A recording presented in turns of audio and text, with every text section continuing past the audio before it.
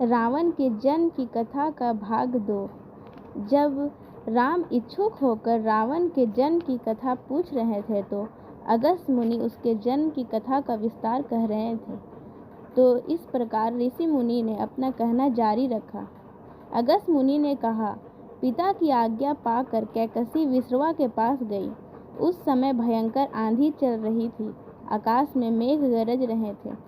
कैकसी का अभिप्राय जानकर विश्रवा ने कहा कि भद्रे, तुम इस कुबेला में आई हो, मैं तुम्हारी इच्छा तो पूरी कर दूंगा, परंतु इससे तुम्हारी संतान दुष्ट स्वभाव वाली और क्रूर कर्मा होगी।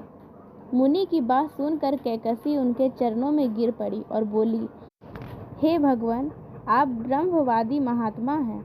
आपसे मैं ऐसी दुराचारी संतान पाने की आशा नहीं करती, अतः आप मुझ पर कृपा करें। कैकसी के वचन सुनकर मुनि विश्रवा ने कहा कि अच्छा, तो तुम्हारा सबसे छोटा पुत्र सदाचारी और धर्मात्मा होगा। इस प्रकार कैकसी के 10 मुख वाले पुत्र का जन्म हुआ, जिसका नाम 10 ग्रीव रखा गया। उसके पश्चात कुंभकर्ण, शूर्पणखा और विभीषण के जन्म हुए। 10 ग्रीव और कुंभकर्ण अत्यंत दुष्ट थे, किंतु विभीषण धर्मात्मा प्रकृति का था। अपने भाई वैश्रवन से भी अधिक पराक्रमी और शक्तिशाली बनने के लिए 10 ग्रीव ने अपने भाइयों सहित ब्रह्मा जी की तपस्या की। ब्रह्मा के प्रसन्न होने पर 10 ग्रीव ने मांगा कि मैं गरुड़, नाग, यक्ष, दैत्य, दानव, राक्षस तथा देवताओं के लिए अवध्य हो जाऊं। ब्रह्मा जी ने तथास्तु कहकर उसकी इच्छा पूरी कर दी। विभीषण ने धर्म में अविचल मति का और कुंभकर्ण ने वर्षों तक सोते रहने का वरदान पाया। फिर 10 ग्रीव ने लंका के राजा कुबेर को विवश किया कि वह लंका छोड़कर अपना राज्य उसे सौंप दे। अपने पिता विश्रवा के समझाने पर कुबेर ने लंका का परित्याग कर दिया और रावण अपनी सेना, भाइयों तथा सेवकों के साथ लंका में रहने लगा। लंका में जम जाने के बाद अपने बहन शूर्पणखा का विवाह कालका के पुत्र दानवराज विदुविह्वा के साथ कर दिया। उसने स्वयं दीति के पुत्र मई की कन्या मंदोदरी से विवाह किया, जो हेमा नामक अप्सरा के गर्भ से उत्पन्न हुई थी। विरोचन कुमार बलि की पुत्री वज्रज्वला से कुंभकर्ण का और गंधर्व राज महात्मा शैलूष की कन्या शर्मा से विभीषण का विवाह हुआ। कुछ समय पश्चात मंदोदरी ने मेघनाद को जन्म दिया, जो इंद्र को परास्त कर संसार में इंद्रजीत के नाम से प्रसिद्ध हुआ।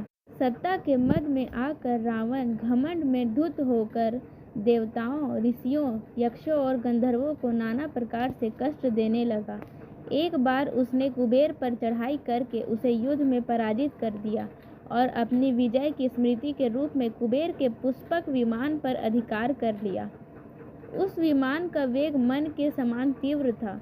वह अपने ऊपर बैठे हुए लोगों की इच्छा अनुसार छोटा या बड़ा रूप धारण कर सकता था।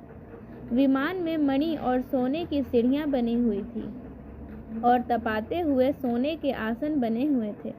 उस विमान पर बैठकर जब वह श्रवण नाम से प्रसिद्ध सरकंडों के विशाल वन से होकर जा रहा था तो भगवान शंकर के पार्षद नंदीश्वर ने उसे रोकते हुए कहा कि 10 ग्रीव, इस वन में स्थित पर्वत पर भगवान शंकर क्रीड़ा करते हैं, इसलिए यहाँ सभी सूर, असुर, यक्ष आदि का आना निषिद्ध कर दिया गया है।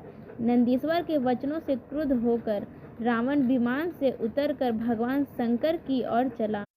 उसे रोकने के लिए उससे थोड़ी दूर पर हाथ में शूल लिए नंदी दूसरे शिव की भांति खड़े हो गए। उनका मुख वानर जैसा था। उसे देखकर रावण ठहाका मारकर हंस पड़ा।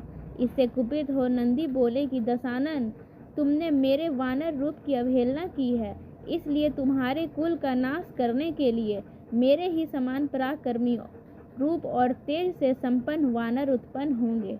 रावण ने इस ओर तनिक भी ध्यान नहीं दिया और बोला कि जिस पर्वत ने मेरे विमान की यात्रा में बाधा डाली है, आज मैं उसी को उखाड़ फेंकूंगा।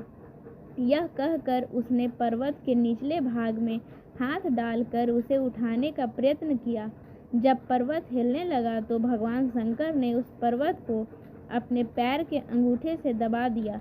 इससे रावण का हाथ बुरी तरह से दब गया। वह पीड़ा से चिल्लाने लगा।